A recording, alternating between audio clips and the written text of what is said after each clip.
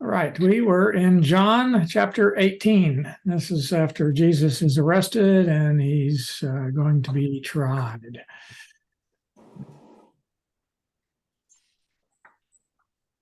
Yeah. He's been brought to the high priest, and we left it off in verse 19. Meanwhile, the high priest questioned Jesus about his disciples and his teaching.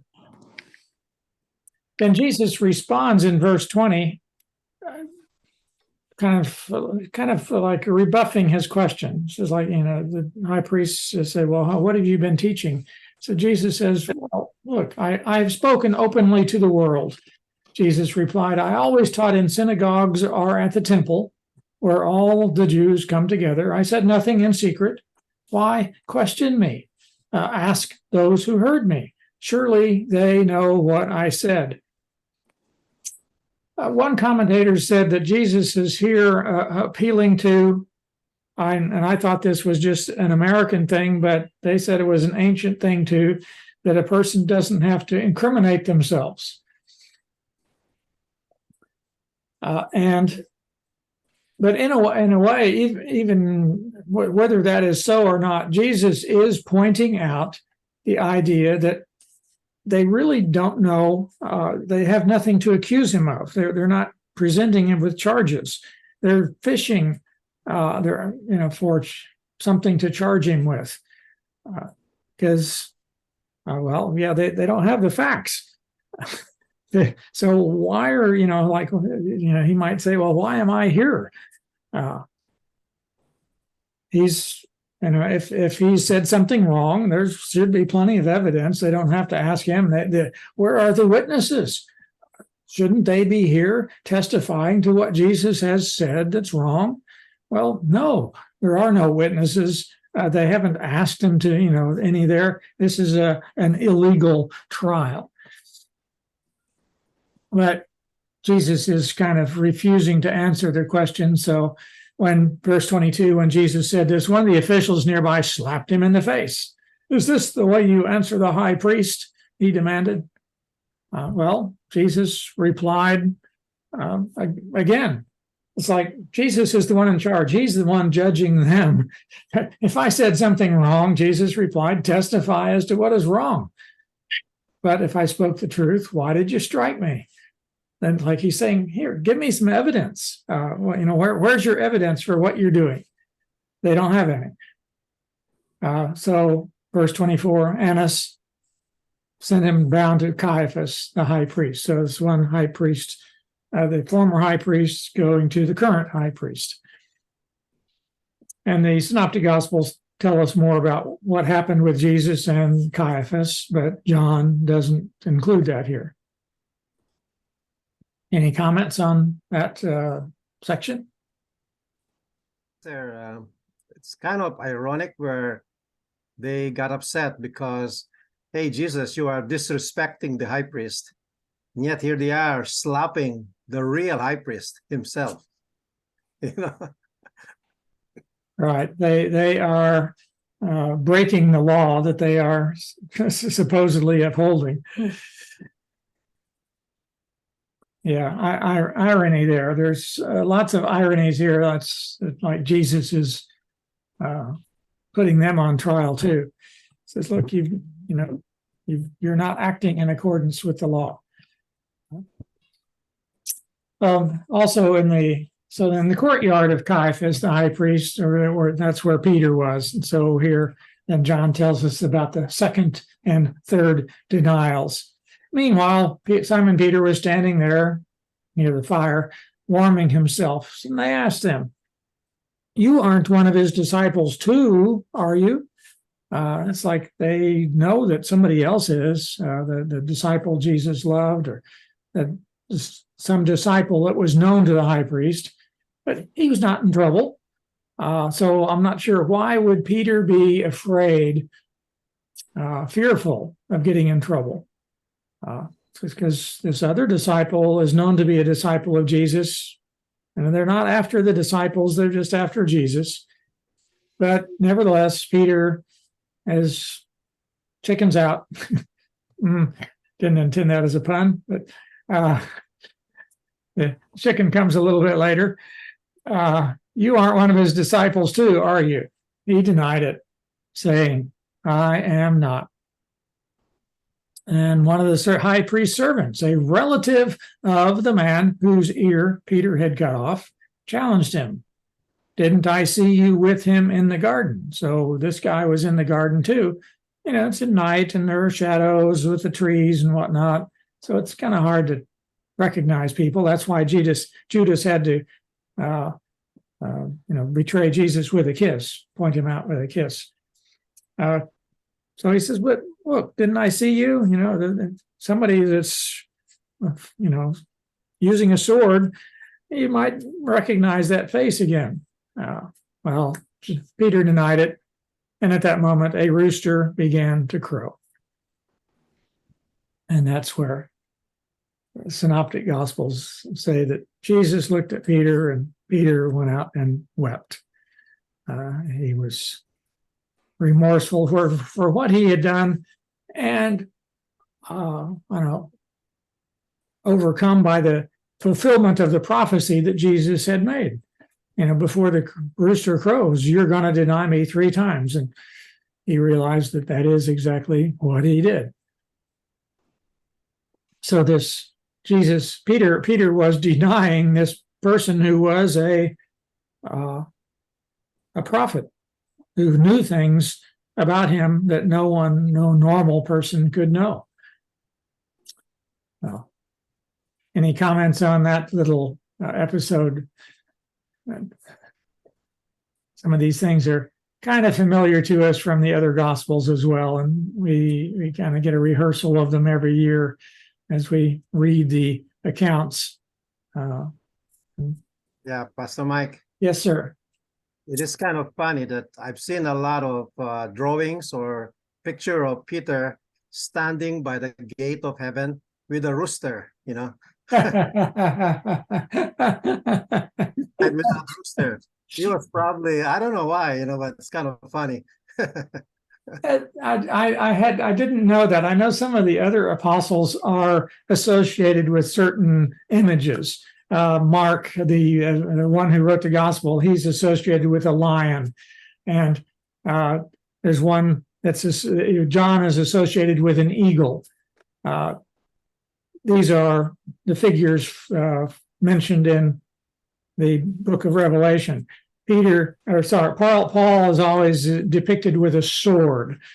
And so these are artist stereotypes that help viewers know who is being depicted.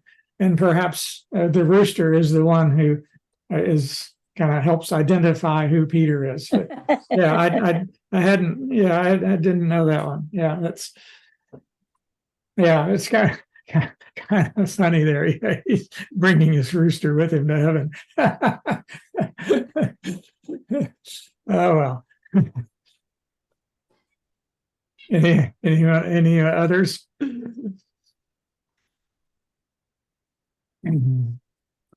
All right, then verse 28, they took him to Pilate. The Jewish leaders took Jesus from Caiaphas, John doesn't tell us what happened with Caiaphas, to the palace of the Roman governor. And most of these, as far as we know now, are all kind of on the western hill of Jerusalem, near each other. This was the mansion area of ancient Jerusalem.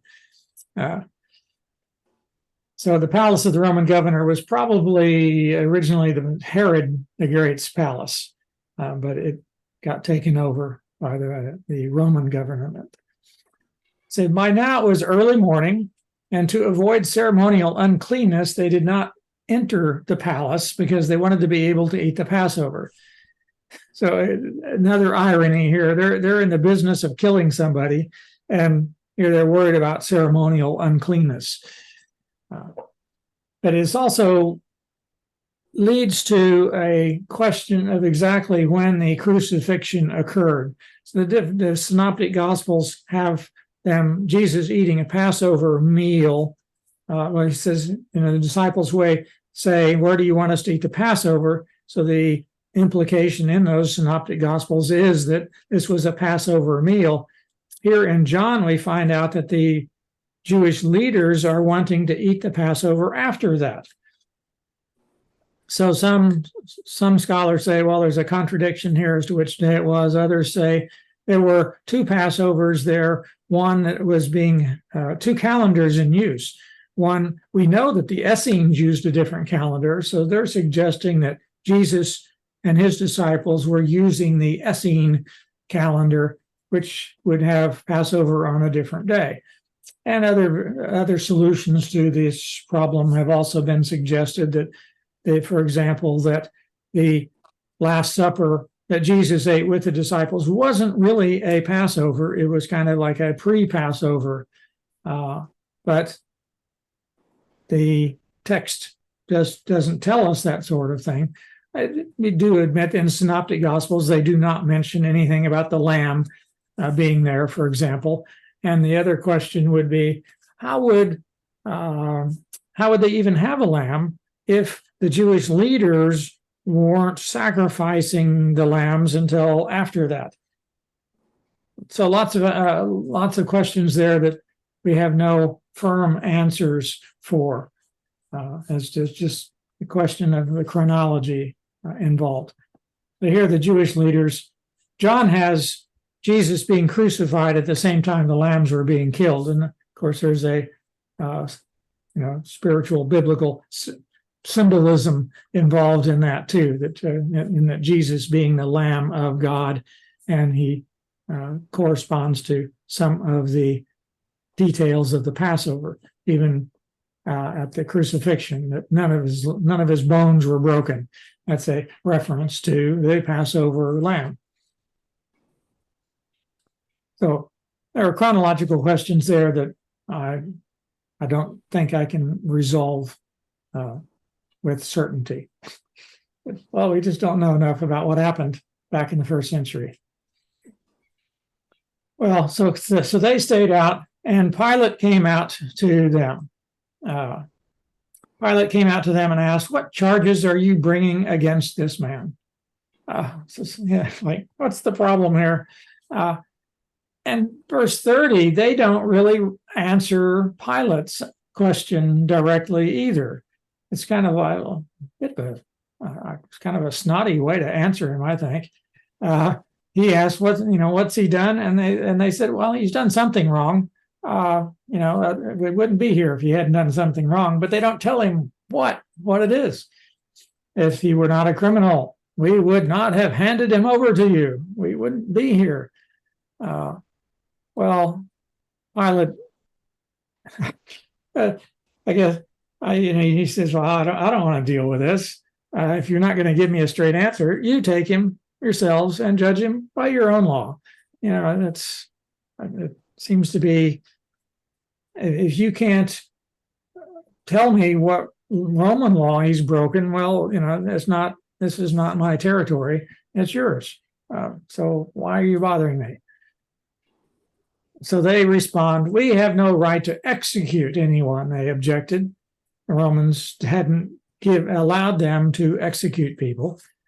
So the implication is that they, according to their law, he's guilty of some capital offense and he needs to be executed.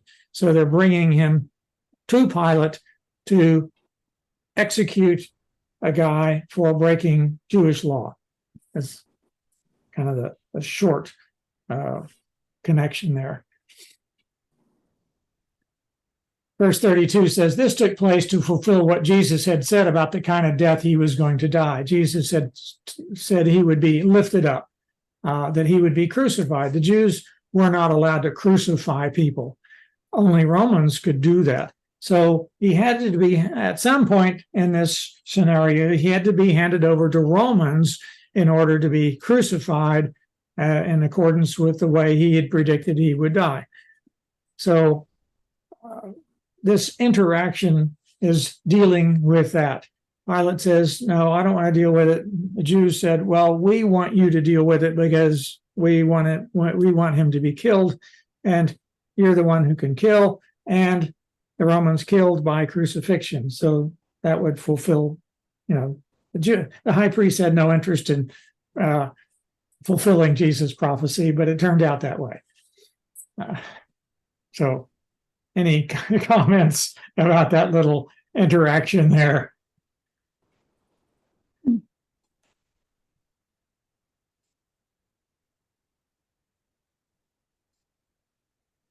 All right, verse 33, then Pilate has, John includes much more interaction between Pilate and Jesus than the other Gospels do.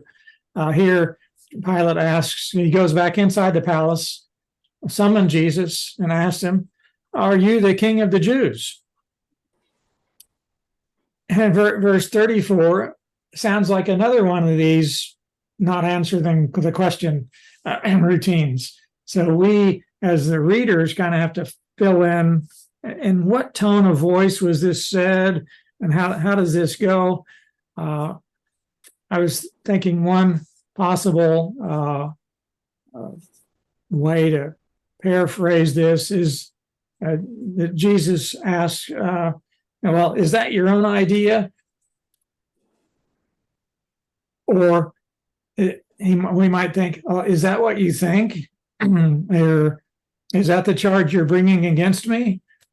Or did others talk to you about me? Is this what you were told? Or did you come to this conclusion on your own? Well, Pilate replied, again, kind of a puzzling reply. Am I a Jew? Your own people and chief priests handed you over to me. What is it you've done? So he's kind of recognizing that the charge against Jesus is a Jewish one, something to do with their law. He's not a Jew. He doesn't know anything about this. But the Jewish leaders handed Jesus over. So Pilate wants to know, well, and the Jewish leaders didn't tell Pilate what Jesus had done wrong. So Pilate asked Jesus, well, what is it you've done? What's going on here? It's like, well, here, this Roman official doesn't know what's going on. And so this is kind of an irony, a travesty of justice, really, where just somebody is just determined to kill Jesus, and they have to make up excuses for it. Okay, what is it you've done?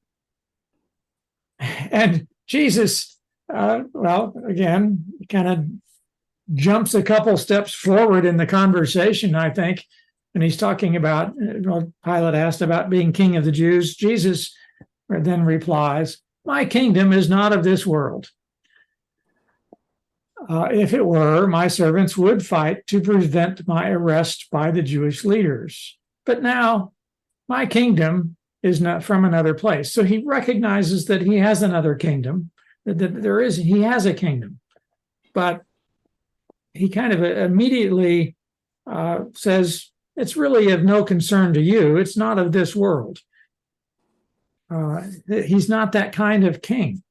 Not the kind of king that Pilate was concerned about. If it were, then his servants would already be fighting, but they weren't. One tried to, and he told him to stop. So my kingdom is from another place. He doesn't say where. Pilate might think, well, is he referring to Parthia?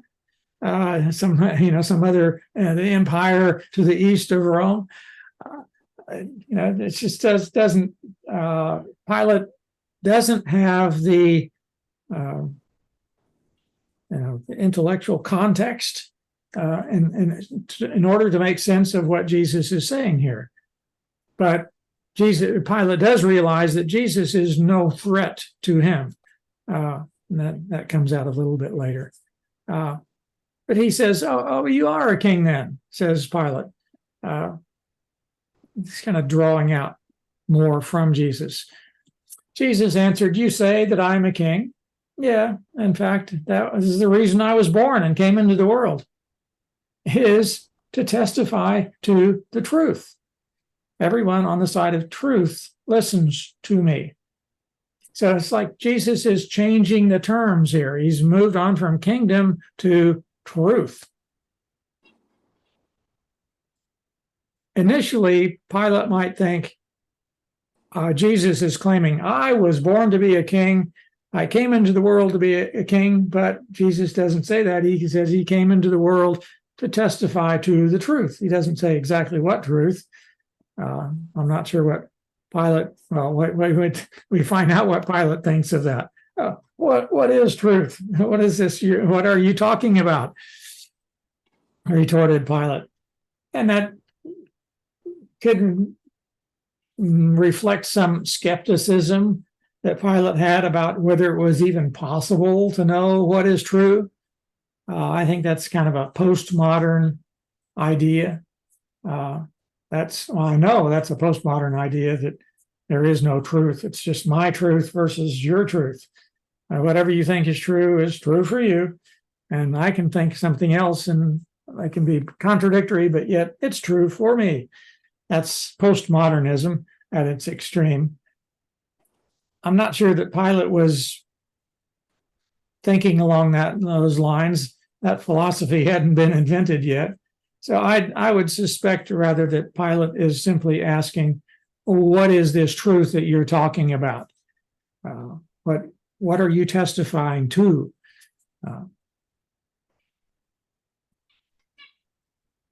Well, verse 38, Pilate had heard enough at that point. He knows that Jesus is not leading a rebellion. That's what the Romans were concerned about. Jesus, he's not leading a rebellion. So he goes out to the Jews gathered there and said, I find no basis for a charge against him. There's no evidence. But it is your custom for me to release to you one prisoner at the time of the Passover. Do you want me to release the King of the Jews? Are you just bringing this fellow here so that I will release him?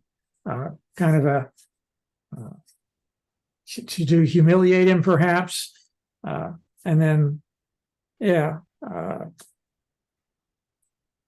Pilate does not see anything wrong there. And that's, John is pointing out the fact that Jesus is condemned unjustly against Roman rules, against Jewish rules, against all of them. There's no evidence. So far, there's no evidence for any, and they're even reluctant to say what the accusation is. So how can there be evidence for it when they don't know what they're accusing him of? This is a big mess. All right. Any questions, comments?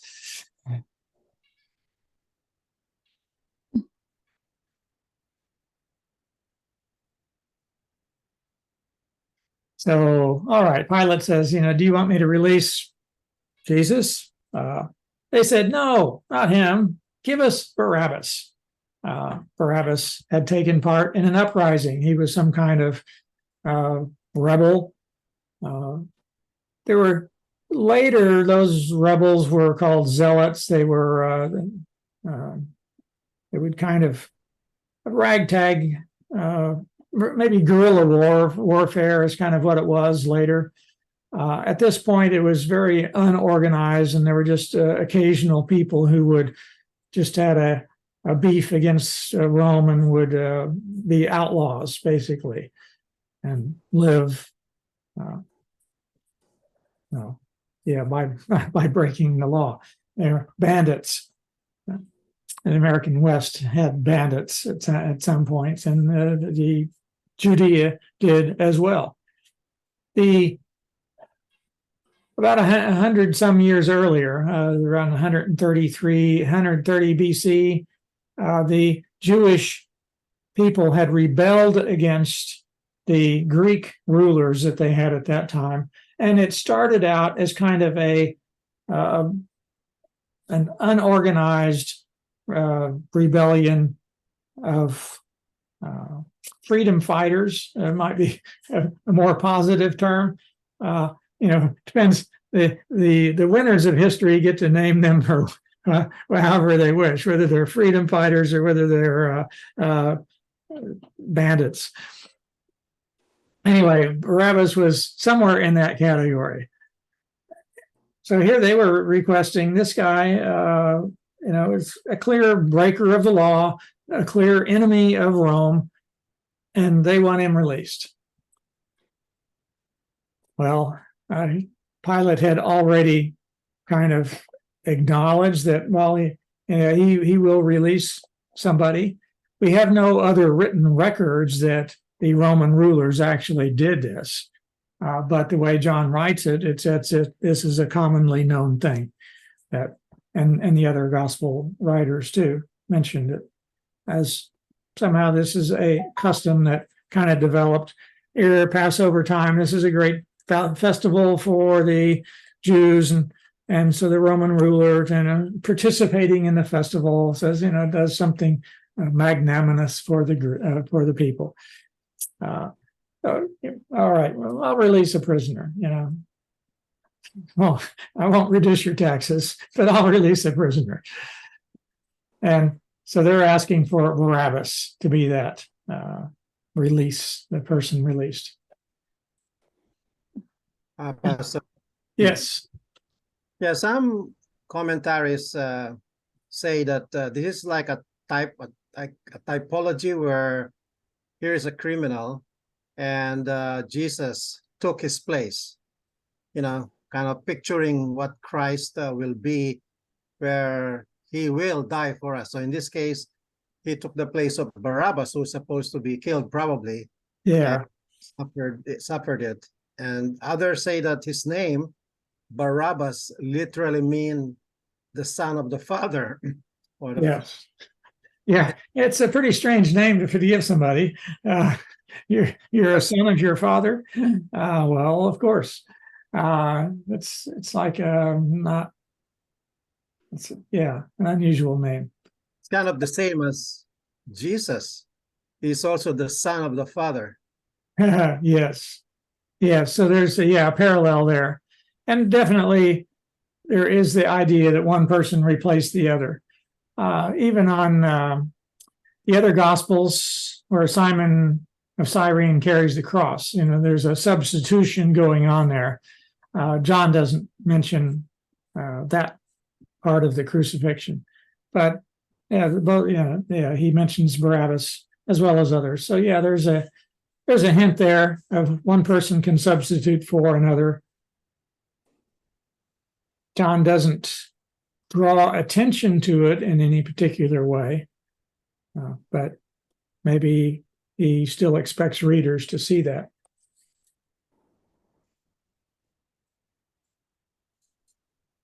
Other comments?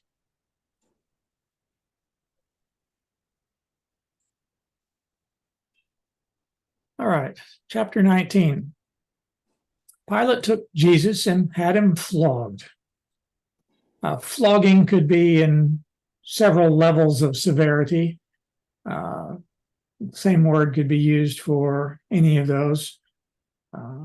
Some were mild, and others were, the person could die simply from the flogging because it was so severe. Some think that since Jesus was not able to carry the cross by himself, they think that he was probably flogged pretty severely. Well, we don't know. He's at least able to stand up and be paraded around for a while. We're not experienced with flogging, so we're not quite sure what people are capable of doing under that kind of extreme abuse. Well, he flogged him. The soldiers twisted together a crown of thorns. Probably pretty rudimentary. If I were a soldier, I would not want to work with the thorns too closely. Just make a simple ring, perhaps, and put it on his head, mocking the idea that he's king of the Jews. They're taking, carrying on from that. They clothed him in a purple robe, and went up. Purple was supposedly only in the Roman Empire. Purple was restricted to the highest class of people, and purple dye was very expensive. So I'm even surprised that they had access to a purple robe, and that they were willing to get it stained with Jesus' blood. But anyway, they put the robe on him and went up to him again and again, saying, "Hail, King of the Jews," making fun of him, and they slapped him in the face. Once more, Pilate came out and said to the Jews gathered there, "Look, I'm bringing him out to you to let you know that I find no basis for a charge against him." So Pilate is kind of protesting against what he himself is doing.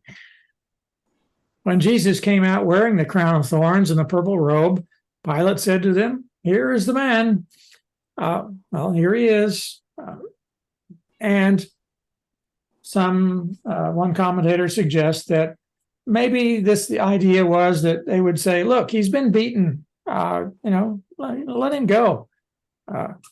Isn't that enough? But apparently it was not. But there's also a suggestion there of substitution again. Here is and the Greek word is anthropos, a word for any human being. So here is the representative human. And some artists have pictured this scene. Ecce homo is the Latin phrase for it. This is the man. And so the artists saw significance in those words of representation, I think. And that is true. Jesus was representing all humanity there. But as soon as the chief priests and their officials saw him, they shouted, "Crucify, crucify." They wanted more than just a beating. They wanted his death. Pilate answered, "You take him and crucify him," which they couldn't really do. "As for me, I find no basis for a charge against him." Here, the third time, Pilate has said there is no basis for this charge. There is no evidence. The Jewish leaders insisted, "We have a law." So again, this is the Jewish law, not Roman law. This is Jewish law. "We have a law, and according to that law, he must die because he claimed to be the Son of God." Well, that was a significant term for Pilate. And according to the Greek mythologies, there could be various people who were children of various liaisons between gods or goddesses and human beings. So they could be a son of a god. And since they were a child of one of the deities, humans should not treat them badly. So Pilate was more afraid here. He was more afraid. He went back into the palace and he asked Jesus, he claimed to be the Son of God. So he asked Jesus, "Where do you come from?" He asked Jesus, but Jesus gave him no answer. Where do you come from apparently is not just a question about which village he was born in, but it's referring to this claim that he is the Son of God. Is that where you come from? Are you from a god? But Jesus gave him no answer. Well, Pilate was surprised at that. "Do you refuse to speak to me? Don't you realize I have power either to free you or to crucify you?" Just answer the question. Well, Jesus answered, and this must have surprised Pilate even more. "You would have no power over me if it were not given to you from above. Therefore, the one who handed me over to you is guilty of a greater sin." Well, who handed him over? It was Judas.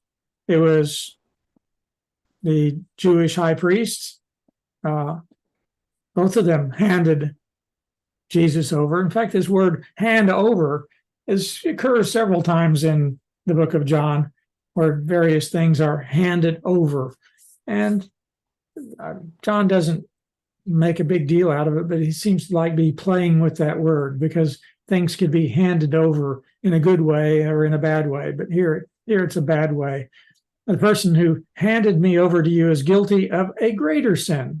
What you've done is sin, but there's an even greater sin than that. You're just doing your, well, he's not even doing his duty. He's kind of being railroaded into it by the pressures, political pressures from the Jewish leaders. So there's, well, from then on, Pilate tried to set Jesus free. This is, I guess, protesting to the Jewish leaders again. But the Jewish leaders kept shouting, "If you let this man go, you are no friend of Caesar. Anyone who claims to be a king opposes Caesar." So they're finally making a more formal accusation, but they're also using some political leverage against Pilate too, that you are no friend of Caesar. And at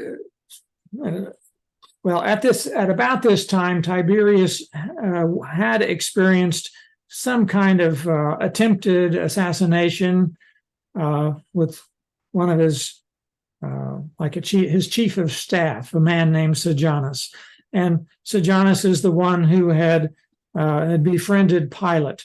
So some people wondered, well, is Pilate a friend of Sejanus and also against Tiberius? So Pilate was not as on a sure footing politically as he had been before. The exact timing here is not real certain, so we don't know if this Sejanus theory is correct, but still the idea is that the Roman governors are supposed to be friends of Caesar, and if you are, they're kind of suggesting that if Pilate lets Jesus go free, he is aiding and abetting a rebel. And that's kind of going against what Caesar wants. So they are kind of threatening Pilate with accusing Pilate of doing wrong. So that puts him in a difficult place politically. Any comments on these things? Well, okay, so they backed Pilate into a corner. Verse 13, when Pilate heard this, he brought Jesus out and he sat down on the judges, and the Greek says he sat down on the judge's seat. It's not real clear who has sat down on the judge's seat. In some ways, Jesus is kind of could acting as judge as well, but it's probably Pilate who would have sat down there on the judge's seat at a place known as the stone pavement. Aramaic is Gabbatha, which, well, we don't know what that means, so that doesn't help us much. It was the day of preparation of the Passover, about noon. So here is your king, Pilate said to the Jews. They shouted, take him away, crucify him. Shall I crucify your king? Pilate asks. So this seems to be a bit of a banter back and forth, kind of solidifying what Pilate had already decided to do. So, all right, here's the accusation. Here's your king, and here's the sentence, but it's reversed. They're the ones who're supposed to be accusing him. Instead, Pilate is. And Pilate is the one supposed to be judging and pronouncing sentence, but here instead they are the ones doing that. There are lots of irregularities in this trial. So the chief priest said, "We have no king but Caesar." Which would have been blasphemous in itself. That the only true king of Israel is God, and the others were just servants, his servants, serving in his place. So here they deny any loyalty to anyone but Caesar. So they've kind of excluded God.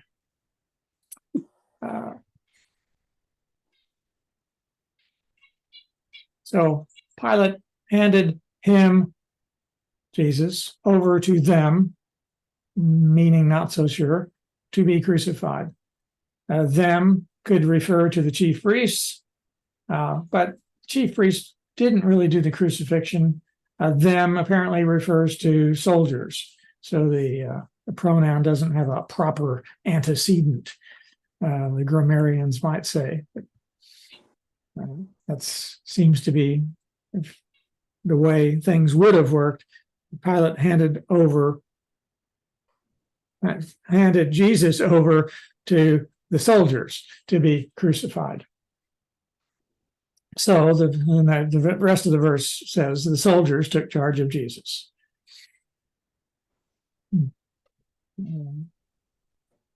See that? Another thought on verse 15. We have no king but Caesar. The chief priest answered. Many of the Jewish people were looking for a Messiah who would be a ruler, who would be a king, basically, who would be a political and military leader. But the chief priests, the Sadducees, were not interested in a Messiah. They don't have any interest in a Messiah or king because that would take away their job. The chief priests were in cooperation with Rome, and they had a pretty cushy life the way it was. So they weren't really interested in any major changes, such as a Messiah might bring. So they would have, in general, they were not looking for a new king. So that was part of what went into their statement there. We have no king but Caesar. They're not looking for another king. They should have been, but they weren't. All right, the crucifixion of Jesus. The soldiers took charge of Jesus, carrying his own cross. That's, no mention of Simon of Cyrene here. Jesus is in charge, the way John presents it. Jesus, takes initiative. He carries his own cross. He went out to the place of skull, which in Aramaic is called Golgotha. There they crucified him, and with him two others, one on each side, Jesus in the middle. And there's no details. None of the Gospels give details of what the actual crucifixion would have looked like. As far as many writers of the time said it's too gory to describe in detail, so they just didn't. And it's only through archaeology that we find out that they used one nail for both feet. Whether they did that for all people who were crucified, we don't know. But at least in that case, they did. One nail went through both heels. And some of them suggest that, well, if even as to where on the wrist or hand, as the Greek word could refer to either one or both. If you put it in the hand, then it would rip out from the weight. So they think if you're going to nail somebody to a cross, you've got to do it in the wrist, or else put it in the hand and then use ropes to help tie up the arms as well. So a lot of those details, the writers, they're not interested in going into that. The point is that this was an awful way to die. It was a very humiliating way to die. I have a question. Yes, Judy.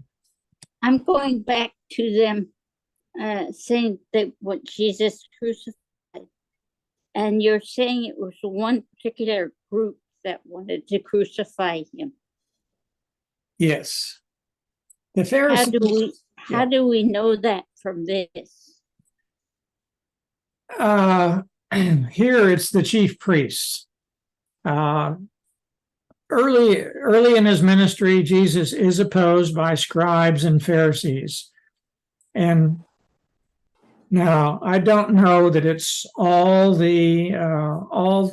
four gospels, but I know at least some of them mention of the Pharisees kind of drops out at this point, and the Sadducees or the chief priests are the ones that are the primary antagonists, the ones who are calling for Jesus' crucifixion. Now the Pharisees plan to kill him. Yes, so yeah, they were definitely enemies. Sorry. So the priests are Sadducees. Yes, the priests are Sadducees. Okay. Didn't know that from reading this. Oh yeah, you're right. Yeah, it's right. I should have explained that connection there. And the Sadducees did not believe in a resurrection, and that is why they were sad, you see.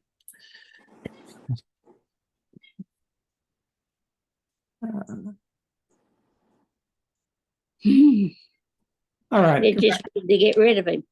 Yeah, they were all the Jewish leaders, with with few exceptions, which John mentions, Nicodemus and Joseph of Arimathea. So there were some exceptions, but in general, the Jewish leaders wanted to get rid of Jesus.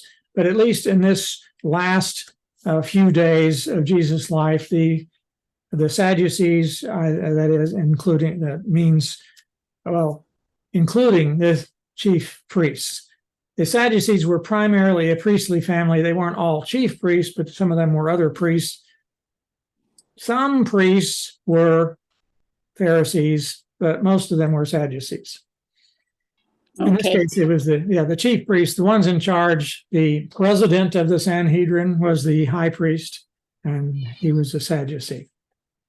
We know for sure that the family of Caiaphas and Annas were Sadducees. So they crucified three people. I guess we're not told what the other two did here. So Pilate had a notice prepared and fastened to the cross, and this kind of was the charge against him. This is what he's being crucified for. Jesus of Nazareth, the King of the Jews. So he's being killed for being King of the Jews. Many of the Jews read this sign, for the place where Jesus was crucified was near the city, on the highway. That's where they typically crucified people, so that they'd get the maximum publicity out of it for the deterrent effect. Says this is what happens if you claim to be King of the Jews. And the sign was written in Aramaic, Latin, and Greek. So anybody who could read it. The chief priests of the Jews protested to Pilate, "Do not write that he was the King of the Jews, but that this man claimed to be King of the Jews." Well, I guess Pilate was not interested in that kind of nuance. Generally, when they're putting an inscription there, they're just telling the person's crimes. This man is a robber. This man is a murderer. This man is the King of the Jews. They don't fit in, this man claimed to be a robber. This man was proven to be a robber. They just, they don't have space to write a lot. So they just say, King of the Jews, this was his crime. He was being King of the Jews. Well, obviously, he's not, because he's on the cross. He's not the King of the Jews. Anyway, so Pilate couldn't be bothered with the kind of semantic differences that they wanted. What I've written. Leave it alone. It's good enough. When the soldiers crucified Jesus, they took his clothes, dividing them into 4 shares, one for each of them, with the undergarment remaining. It's just interesting to me how people were so interested in scraps of cloth. Cloth was, I mean, now we have cloth running out of our ears, running out of our stores. Stores fill dumpsters with out-of-style clothing because cloth is so cheap. Back then, cloth was not cheap. It had to be made by hand on a loom. The process of preparing linen was very painstaking. Process of making leather was painstaking. Wool, it was a lot of manual labor. Cloth was not cheap. Comes to mind when this is more than 1,000 years earlier, but the same technology applies there. When Samson was involved in a riddle, and he was given a challenge, and as part of his price, he was supposed to give 30 changes of clothing. This was a phenomenal price for him to pay, just a change of clothing. Now we just go to Target and get some at the discount. But yeah, here these soldiers were gambling over pieces of. They divided the clothing and rip it in pieces, just so they'd have some cloth. There was some value to that. But the undergarment, they didn't. It was apparently woven in one piece from top to bottom. The outer garment was apparently and had seams and I could have had patches for that matter. So they were gonna gamble for the seamless cloth that would be its value would be greatly harmed by ripping it. Let's not tear it, they said to one another. Let's decide by lot who will get it. And John then tells us this happened that the scripture might be fulfilled that said, they divided my clothes among them and cast lots for my garment. So that's Psalm 22. Interesting that the two lines there, one is they divided clothes and the other is they cast lots for my garment, singular. So the parallel of this verse is very, exact to what actually happened to Jesus. Psalm 22 is, we could read the whole thing and we would see numerous points of the psalm that have parallels to Jesus. And so they will call it a messianic psalm. This is the one that starts out, my God, why have you forsaken me? And it details the complaint of some ancient Israelite leader who was being besieged by lots of people against him. And I in the little box on the page, I quote 3 verses there. Dogs surround me, a pack of villains encircles me. There's some poetic license going on here. But they pierce my hands and my feet. And that's exactly what happened to Jesus, of course. All my bones are on display. People stare and gloat over me. They divide my clothes among them and cast lots for my garment.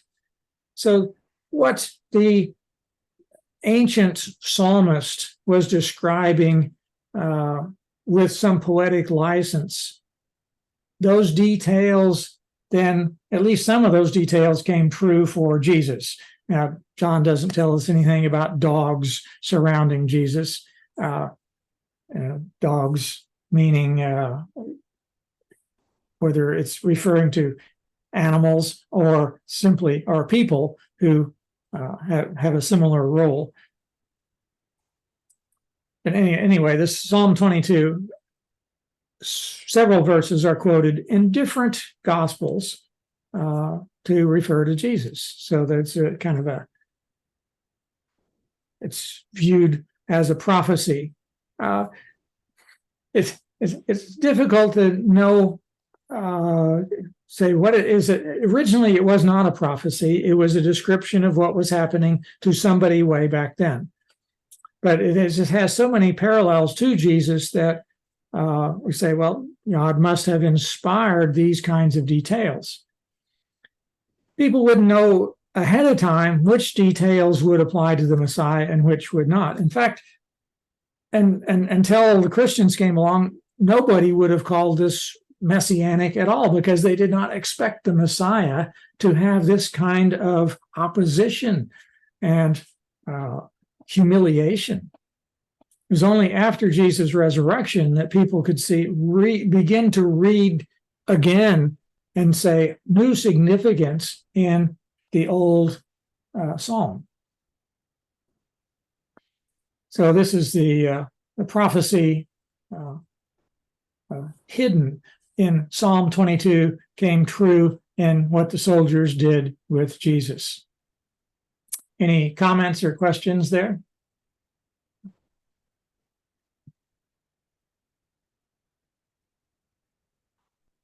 All right. Near the cross of Jesus stood his mother's sister, Mary, the wife of Clopas, and Mary Magdalene. And it's not real clear how many people this is, because his mother's sister, or Mary, the wife of Clopas, could be another name for his mother's sister. That might be referring to the same person. And it's interesting that Mary Magdalene hasn't been mentioned in the book of John before. Wow. As a prominent figure, as we all know the name Mary Magdalene, but John, she just drops into the story here. Angus is another case where John is assuming that his readers know at least parts of the story already. He's just referring to somebody here. This Clopas could be the same person as when Luke describes two disciples on the road to Emmaus. One was named Cleopas. Maybe that's the same person as Clopas here, and Mary, the wife of Clopas, may have been the other disciple in going to Emmaus, but we don't know. So anyway, these people were standing, these four, three, four, two, some say even two, only two. But anyway, these women were standing near the cross of Jesus. I guess they were not afraid of being arrested themselves. When Jesus saw his mother there and the disciple whom he loved standing nearby, he said to her, this is another example of Jesus taking charge, even from the cross. He told his mother, woman, respectful, apparently a respectful way to talk to her. Here is your son. From now on, this is your son, the disciple whom he loved. And he told the disciple, here is your mother. So he's kind of saying, here, this new relationship, you take care of her as if she is your mother. From that time on, this disciple took her into his home. So this story is kind of it's like, this is not really about Jesus, but yet it shows something about Jesus. It shows that even on the cross, he is concerned about other people. Of course, people are always concerned about their mother, but yeah, Jesus is thinking clearly enough to make this relationship to take care of these people that he loves. Any comments or questions there? We are out of time. But yeah. So, all right. Let's go. Stop.